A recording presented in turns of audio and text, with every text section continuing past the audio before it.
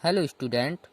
तो हम कक्षा 11वीं हिंदी साहित्य जो हिंदी है आरओ है उसके पद्य साहित्य का इतिहास जानेंगे, देखेंगे कि उसके बारे में क्या क्या है। तो आइए शुरू करते हैं। हिंदी साहित्य का इतिहास अत्यंत गौरवशाली और समृद्ध रहा है। हिंदी साहित्य के लेखक आचार्य रामचंद्र शुक्ल जी हैं और हजारी प्रसाद द्विवेदी, डॉक्टर राम कुमार वर्मा, डॉक्टर राजेंद्र विश्वनाथ प्रसाद मिश्र जैसे सुविख्यात साहित्यकारों ने अपना सहयोग प्रदान किया।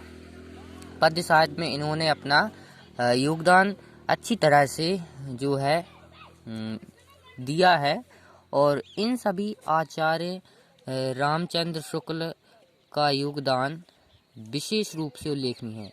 जो रामचंद्र जी हैं इनका पद्य साहित्य में जो योगदान है वह बहुत ही उल्लेखनीय है, बहुत ही ज़्यादा महत्वपूर्ण है। इनसे रिलेटेड प्रश्न हमारे परीक्षा में पूछे जाते हैं। देखिए, काल विभाजन की दृष्टि से हिंदी साहित्य के इतिहास को निम्न 4 कालों में ये प्रश्न आ सकता है कि काल विभाजन की दृष्टि से हिंदी साहित्य के इतिहास को निम्नलिखित कितने भागों में विभाजित किया गया है। तो आपको लिखना 4 कालों में विभाजित किया गया है। अब देखिए वह 4 काल कौन से विभाजित हुए हैं, देखते हैं। पहला है वीर गाथा काल, यानी कि वीर गाथा काल है जिसे हम आदि काल कहते हैं। आदि काल को ही वीर गाथा काल कहते हैं। यह आपको इस नाम से आ सकता है या इस नाम से आ सकता है, लेकिन है एक ही काल। यह काल देखिए, अवधि इसकी संवत 1050 से 1375 तक। यह प्रारंभ हुआ 1050 से है और 1375 तक इसका रहा। दूसरा है मध्यकाल। मध्यकाल इसका अवधि है संवत 1375 से 1900 तक। और इसी में है पहला मध्यकाल में पूर्व मध्यकाल को भक्ति काल कहते हैं। भक्ति काल यानी संवत 1375 से 1700 तक। और उत्तर मध्यकाल यानी रीति काल किस कहते हैं जिसे, वह संवत 1700 से 1900 तक रहा। इसके बाद आ जाता है तीसरा आधुनिक काल। आधुनिक काल जो है गद्य काल यानी गद्य काल संवत 1900 से अब तक। जो 1900 के बाद जो अब चल रहा है वह भी अभी तक चल रहा है। तो आज अपन सिर्फ आदिकाल जो है उसको यानी वीरगाथा काल को देखेंगे। इसका दिया है, देखिए अपन देखते हैं। संक्षिप्त परिचय है। विक्रम संवत 1050 से 1375 तक हिंदी साहित्य के युद्धनाथ शास्त्रों की झंकार एवं कोलाहल विद्वान रहा है। इस काल में एकता के अभाव में युद्ध की प्रधानता रही। इस काल में कवियों में वीर भाव के प्रति विशेष आग्रह रहा। यानी कि इनकी विशेषताएं इसमें हैं कि उस समय में जो लिखे गए हैं उनके बारे में उनकी विशेषताएं हैं।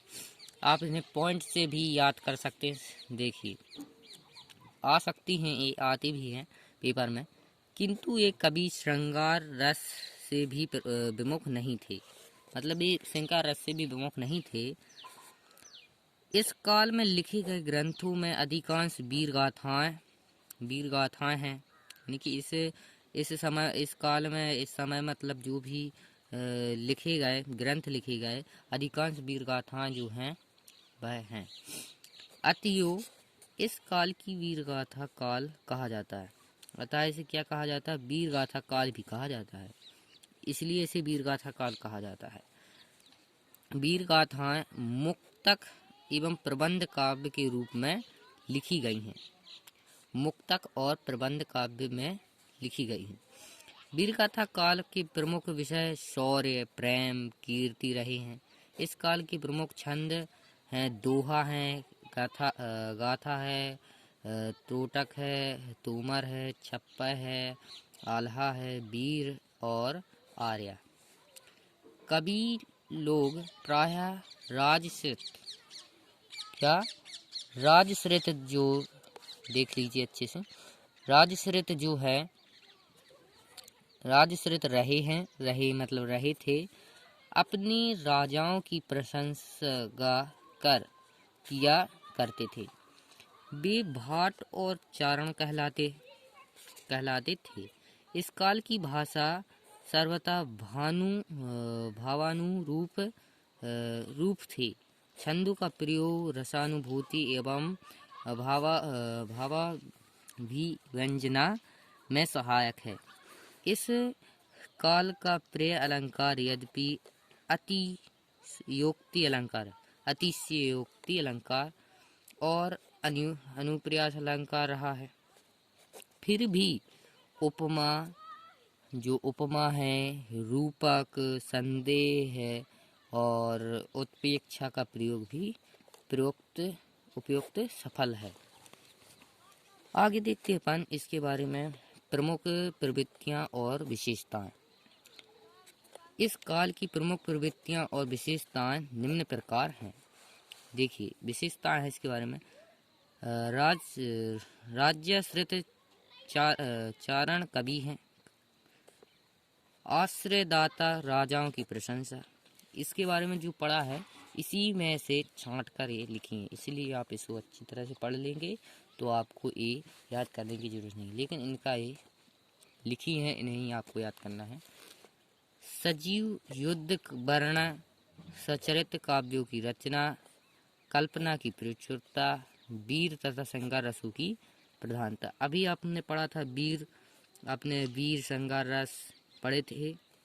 इसके अंदर की प्रधानता रही है। आगे देखते हैं। इसके बाद है राजस्थानी अपभ्रंश, खड़ी बोली और मैथिली मिश्रित भाषा, छप्पा और दोहा यानी कि दोहा कहा जाता है, छंदों में प्रचुर।